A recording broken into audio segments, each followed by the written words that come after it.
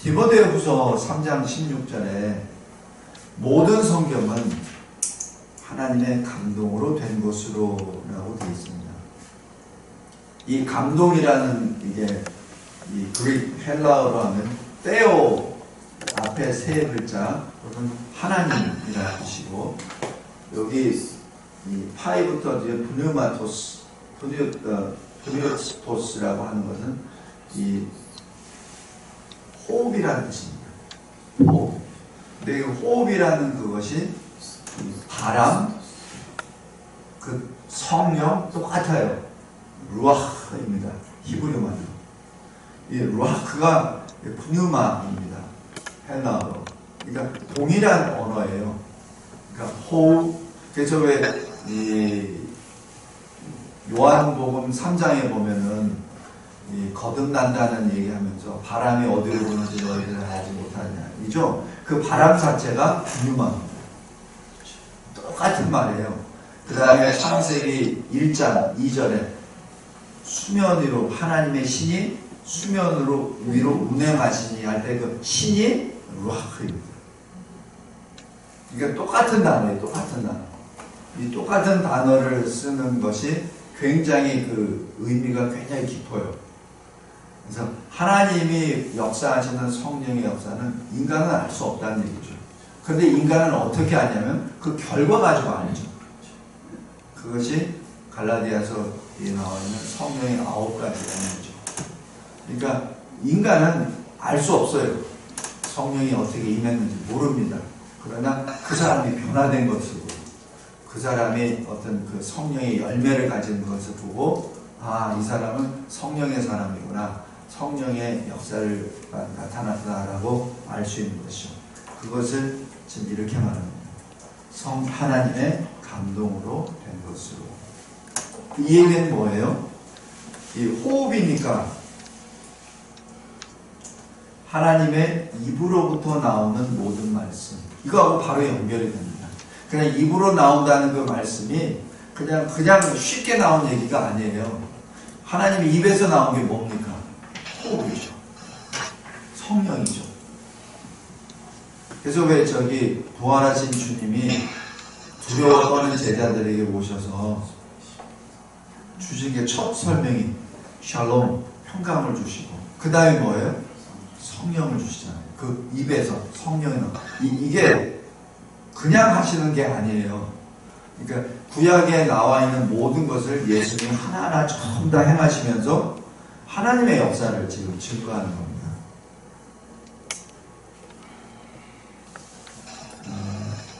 총 66권, 약 1600년 동안 기록되어 있지만은 인간 저자가 하나님으로부터 받은 것이지 그냥 기록된 게 아닙니다.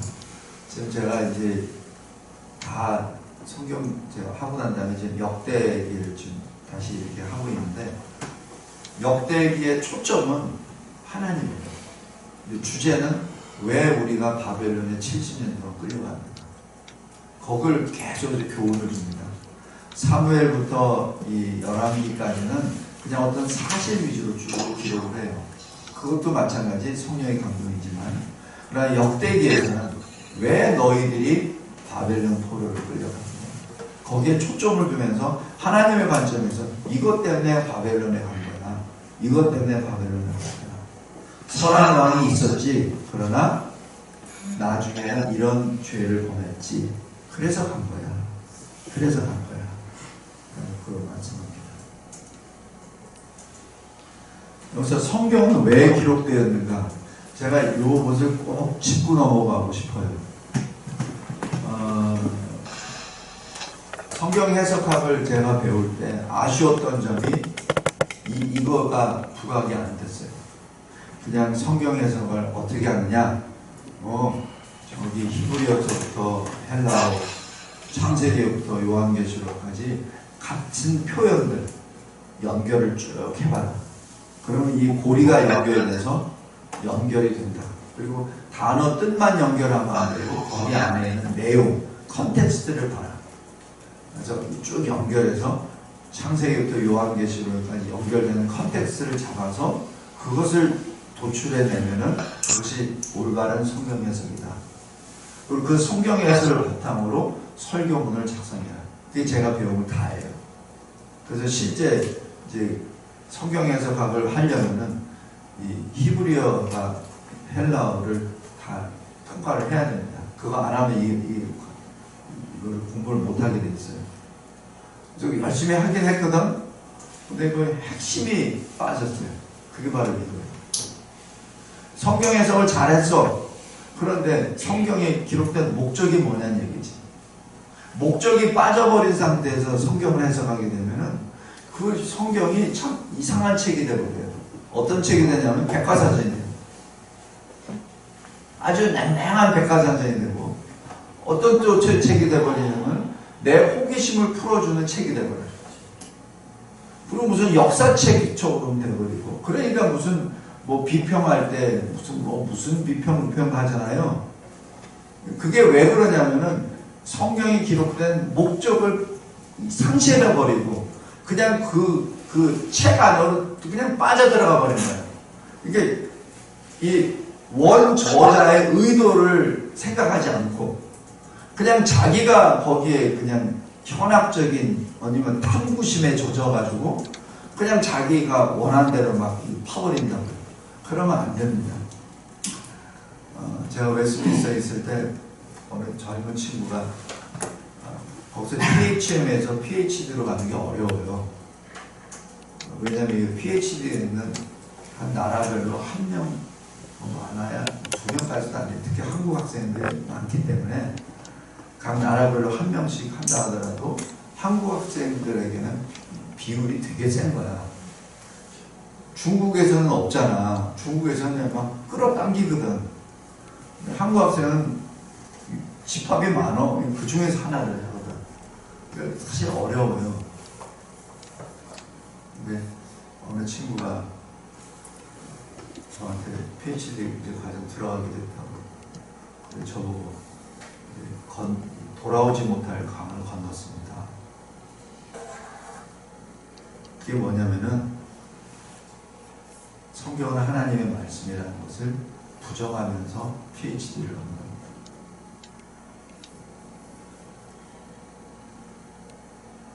참 슬픈 일이에요.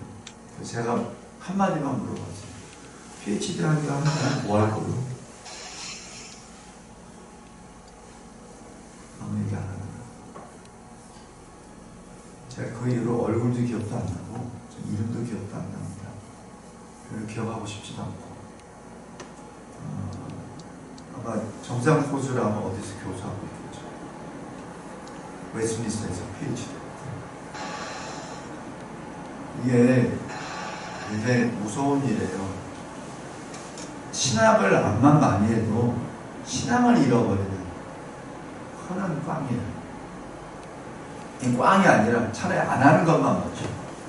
차라리 그냥 일반 성도로 그냥 그 좋은 머리에 웨스트민스터 PhD라는 거, 웨스트민스터 들어가는 거 저도 졸업하기 어려워요. 그래서 신학교에 하버드라고 졸업하기 어려워요.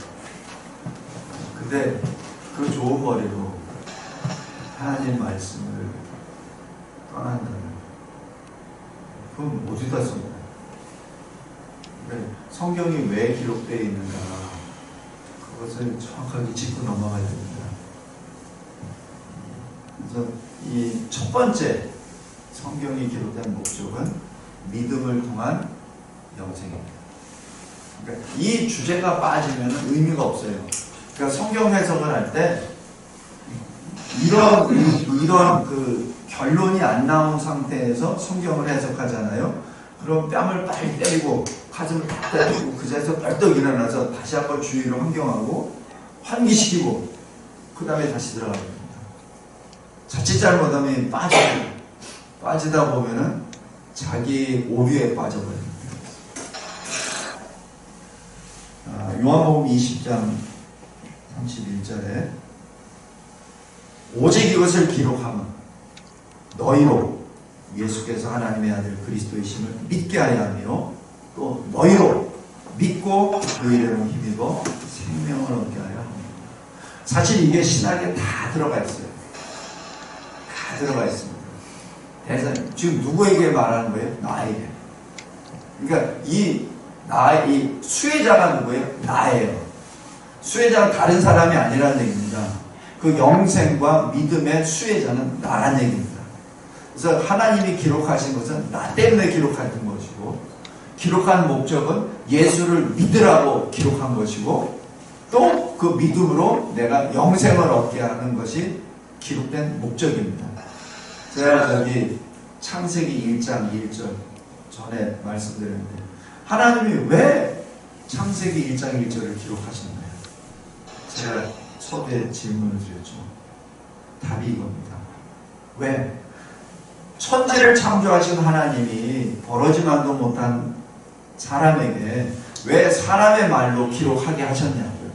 하나님이 그렇게 하실 필요가 없어. 하나님은 말씀이 필요 없으신 분이에요. 책이 필요 없으신 분이에요. 그리고 특별히 인간의 말로 기록하라고 하실 필요도 없고, 그리고 기록을 남기실 필요도 없는 분이에요. 왜? 나 때문에. 나 때문에. 나에게 예수 그리스도 믿음을 주시려고. 그리고 그 믿음으로 영생 얻도록.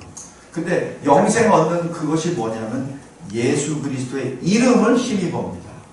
그러니까 우리가 영생을 얻는 건 다른 게 아니고, 우리가 뭘 어떻게 결단을 해서 되는 게 아니라 예수 그리스도 이름으로 내가 새 힘을 받아서 그 힘으로 들어간다는 얘기입니다. 히브리서 10장에 새로운 살 길을, 휘장이 위에서 아래로 갈라지고 새로운 살 길을 열어주셨다 하는 그 말씀이 바로 그 말씀이요. 고린도전서 15장에 한 사람, 첫사람 아담은 뭐예요? 살아있는 영, living being입니다. 살아있는 존재입니다. 그런데 살려주는 영이 둘째 사람, 마지막 아담이죠. 살려주는 영, life giving spirit입니다. 생명을 주시는 영입니다. 그분이 예수님이세요. 그것을 통해서 그것을 믿으라고, 그래서 그것을 통해서 영생을 받으라고 성경을 주신 거죠. 그러니까 성경을 해석할 때 항상 결론이 이게 안 나오면은 다시 봐야 돼요. 다시 돌아가. 다시. 이 주제가 아니면 다시 돌아가야 됩니다. 디모데후서 3장 15절에 성경은 능히 너로 하여금 그리스도 예수 안에 있는 믿음으로 말미암아 구원에 이르는 지혜가 있게 하느니라. 학위가 있는 사람만 성경을 이해할 수 있는 게 아니라는 얘기예요. 자기 나라 말을 할 수 있는 사람은 다 구원에 이르는 지혜를 받을 수 있다는 얘기입니다. 근데 여기서 지혜와 지식의 차이를 잘 보세요. 지식이 뭐죠? 아는 것이잖아요. what입니다. 근데 지혜는 뭐죠? how to입니다. 그러니까 지혜와 지식에서, 그냥 지식은 창고에 저장되어 있는 어떤 존재라면, 지혜는 그것을 가지고 내가 삶에 적용하는 방법이 들어가 있는 거죠. 그래서 여기서 지식이라고 안 해요. 구원에 이르는 지식이라고 표현 안 하고 구원에 이르는 지혜라고 합니다. 왜냐하면 구원에 이르는 방향, 행동할 수 있는 그것을 가르쳐 주는 겁니다. 그러니까 성경은 어떤 그 지식으로 끝나는 것이 아니라 그 지식이 나에게 들어와서 내가 새롭게 변화를 받아 새로운 방향으로 나아갈 수 있는 데까지 들어가는 겁니다. 내가 행동하는 것까지. 그것이 성경입니다. 그래서 성경을 해석했습니까? 그럼 그렇게 살아야 돼요. 만약에 성경을 해석을 이렇게 했는데 그렇게 안 살잖아요? 그러면 그 성경 해석한 것은 죽은 게 됩니다. 그리고 나의 삶은 가식이 되어버려요. 그러니까 교회가, 죄송합니다, 목회자들이 그런 종이니까, 예수의 종이 온전히 그 삶을 살지 못하니까 빛과 소금의 사명을 감당하지 못하는 것이죠. 지금 이 얘기는 저한테 한 얘기예요. 제가 온전히 변하지 못하니까 성도들이 변하지 못하고 교회가 변하지 못하고, 그러니까 이 지상에 하나님 나라라고 세워주신 교회가 하나님의 나라입니다라고 말도 못하고, 왜냐하면 찔리는 게 많으니까. 그러니까 두뭉실하게 그냥 뭐 이상하게 하나님 나라에 대해서 얘기하면 제대로 표현도 못해요. 그냥 양심에 찔림이 있으니까. 근데 담대히 교회는 하나님의 나라입니다 라는 것을 말할 수 있는 교회가 되어야 되죠. 그리고 나는 하나님의 종입니다 라고 말할 수 있는 사람이 되어야 되죠. 물론 그것이 온전하진 못하더라도 진리를 전할 수는 있어야 되지 않습니까? 그 다음에 요한복음 17장 3절에 왜 성경이 기록되어 있습니까? 영생은 유일하신 하나님과 그가 보내주신 아들 예수 그리스도를 아는 것, 그것이 바로 영생입니다. 그러니까 알지 못하면 영생이 아니라는 거죠. 그래서 제가 이 안다는 야다라고 하는 그 표현을 그래서 연합이라고 제가 확대 해석한 이유가 거기 있습니다. 그냥 단순히 아는 것이 아니라 그리스도 안에서 하나님과 하나가 된다는 그런 뜻입니다. 이를 위해서는 진리로 거룩하게 하옵소서. 한순간이 되는 게 아니란 얘기죠. 한순간이 아니라 계속 진행형이라는 얘기죠. 그러니까 진리로 거룩하게 하옵소서. 왜? 내가 거룩하니 너희도 거룩하라. 그 말씀이 바로 연결가 됩니다. 거룩하지 않을 때는 하나님의 백성이 될 수 없고, 또 하나님의 백성이 되지 않는다는 얘기는 하나님의 나라를 세울 수 없고, 그죠? 그러니까 이 거룩을 이루어야 되는데 거룩의 방법은 말씀이라는 얘기죠. 그것이 여기 예수님이 쭉 하신 그 다음에 성령께서 사도 바울을 통해서 하신 말씀입니다.